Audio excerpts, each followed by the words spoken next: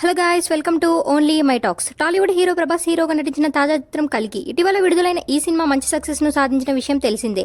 Mahabharatam backdrop లో ఈ సినిమాను తెరకెక్కించారు మూవీ మేకర్స్. ఇకపోతే తాజాగా ఈ సినిమాపై గరికపాటి స్పందిస్తూ కౌంటర్లు వేశారు.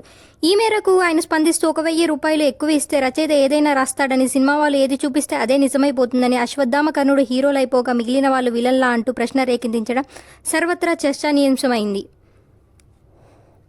అయితే హీరోలు సినిమాల మీద ఆయన విమర్శలు చేయడం కొత్తేమీ కాదు. కానీ ఒక ధార్మిక ప్రవచనంలో కల్కి 289 AD గురించి ప్రస్తావించడం ఫ్యాన్స్ మధ్య చర్చకు దారితీసింది. ఈ మేరకు ఈ సందర్భంగా ఆయన చేసిన వ్యాఖ్యలు సోషల్ మీడియాలో వైరల్గా మారాయి.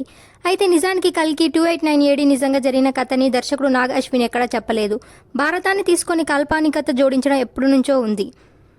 అలనాటి మేటి క్లాసిక్ మాయాబజార్లో చూపించిన కొన్ని ఘటనలు ఇతిహాసంలో లేవు. ఎస్వి కృష్ణారెడ్డి తీసిన ఘటోత్కచుడు సినిమాలో కూడా దీనికి సంబంధించిన ఫాంటసీ టచ్ ఉంటుంది. జగదేక వీరుడు అతిలోక సుందరిలో ఇంద్రుడి కూతురుడు ఇంద్రజ భూమి మీదకు వచ్చినట్లు చూపించారు. అది నిజం కాదే. యమగోళాలో ఎన్టీఆర్ ఏకంగా దేవేంద్రుడికి క్లాస్ తీసుకోవడం ఏ పురాణాల్లో చదవలేదే. ఇదంతా క్రియేటివ్ ఫ్రీడమ్ కిందకు వస్తుంది. వీటి వల్ల మనోభావాలు దెబ్బతినడం లాంటివి జరగలేదు. తప్పని ఎవరూ వేలెత్తి చూపలేదు. కల్కి కూడా ఆ కోవలోకే వస్తుంది. దుర్యోధన కర్ణ స్నేహాన్ని హైలైట్ చేసిన స్వర్గీయ ఎన్టీఆర్ దానవీర సూరకర్ణ ఇండస్ట్రీ హిట్ అయితే, ఉన్నట్టు తీసిన కృష్ణ కురుక్షేత్రం ఆడలేదు. రెండూ ఒకే కథలే. ప్రేక్షకులు దేన్ని అంగీకరిస్తారు, దేన్ని తిరస్కరిస్తారనే దాన్ని బట్టి హిట్టు ప్లాపు ఆధారపడి ఉంటుంది. కల్కి 1000 కోట్లు ఊరికే వసూలు చేయలేదుగా. హిందీ నుంచి తెలుగు దాకా అన్ని భాషల్లోనూ అంగీకారం దక్కింది.